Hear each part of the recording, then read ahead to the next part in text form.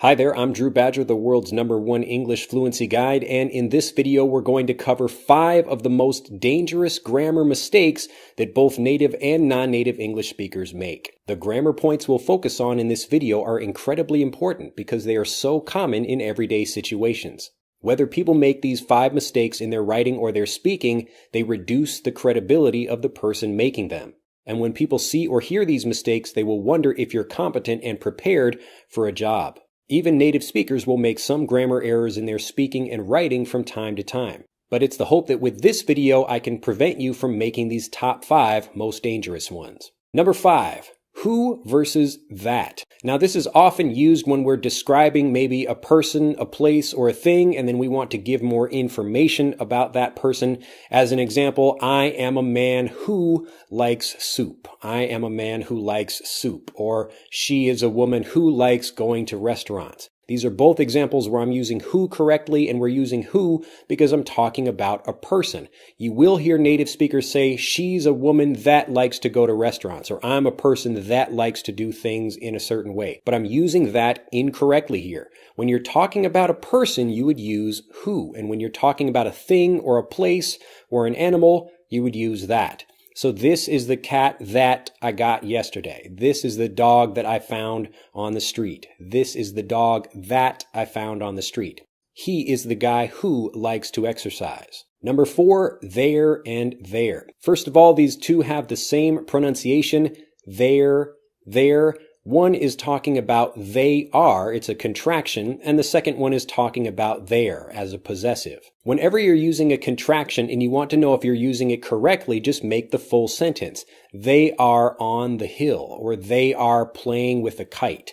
They are playing with a kite. So they are becomes there. I'm contracting this. They're playing with the kite. They're playing with the kite. Now, if I want to talk about the possessive, I can say their car is very nice. Their car. Their car. I'm talking about the possession of something, and in that case, we would use there. There. Keep these in mind, especially for your writing, because when you're using them in conversations, you can't hear a difference between the two words. Number 3, your.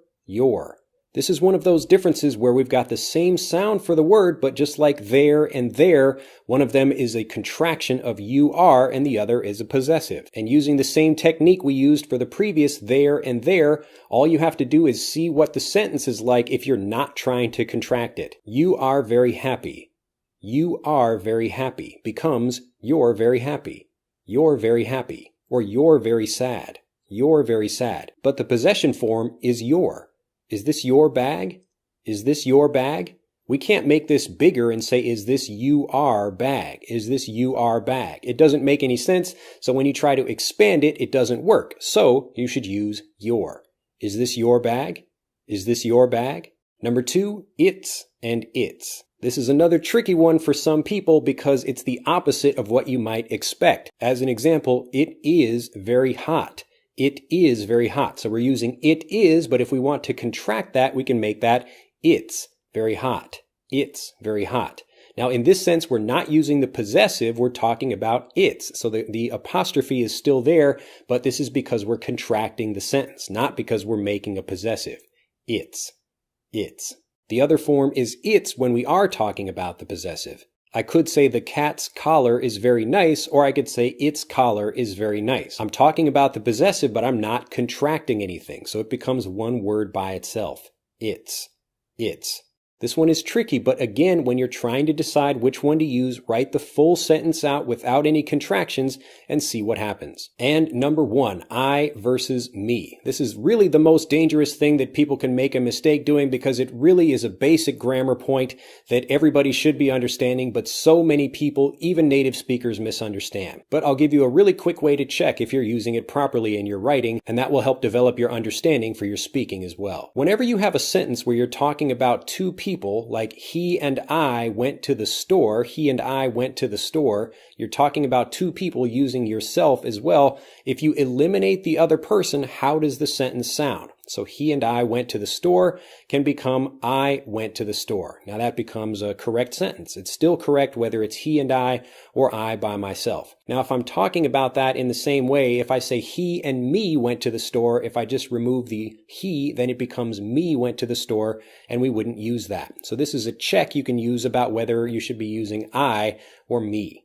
My mother gave a box to my brother and I. Now we can use this same rule and try it again to see if I makes sense in this situation. My mother gave a box to I. My mother gave a box to I. That doesn't really sound right, so we would say my mother gave a box to me. So going back to the original sentence, my mother gave a box to my brother and me.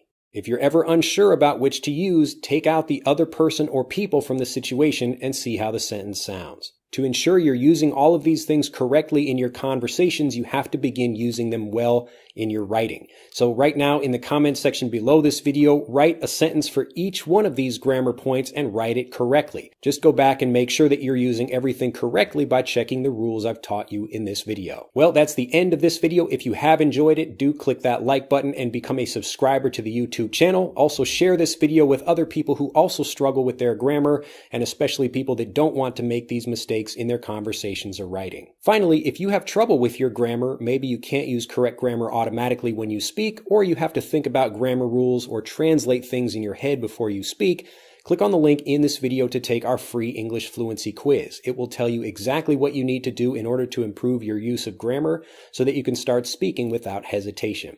I look forward to seeing you at EnglishAnyone.com, and I'll see you in the next video. Bye-bye.